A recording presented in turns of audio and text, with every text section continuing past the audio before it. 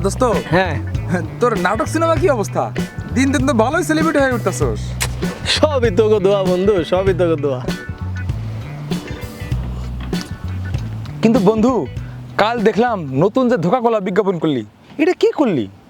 কামটা কিন্তু মোটেও ঠিক হয় নাই। কেন, সমস্যা কি? আরে দিনের পর দিন যারা গণহত্যা চালাইতেছে, সারা পৃথিবীর মানুষ যেটার প্রতিবাদ করতেছে, তুই তাগো পক্ষ নিলি? আরে আমিও তো সবার মতো ওই গণহত্যার বিপক্ষে। ওই কাজটা ছিল আমার প্রফেশনাল কাজ, অভিনেতা হিসাবে প্রফেশনালি করছি। এটা কোনো কথা কইলি?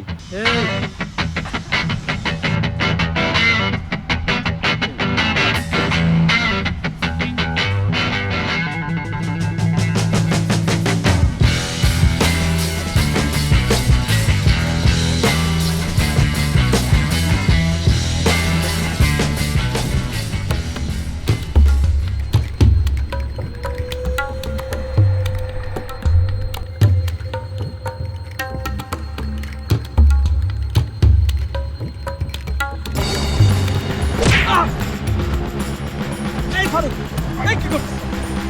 আরে মিয়া, আরে কি হলো? আরে পাগল হয়ে গেল নাকি? এই এই ভাই ফারুক, এই ভাই ফারুক, কি হয়েছে? এরকম করতেছো কেন? আপনাদের এতদিনের বন্ধুত্ব, একটু আগে একসাথে বসে চা খাইলেন, এর মধ্যে কি এমন কি হলো আপনি তানজিম ভাইরে এমনি মারলেন? আরে তো লাগছে। আরে না, আরে হ্যাঁ আমার বন্ধু ঠিকই আছে, এর চায়ের বিলটা তো আমিই দিমু, কিন্তু এই যে মারলাম এইটা হইতেছে আমার প্রফেশনালিজম।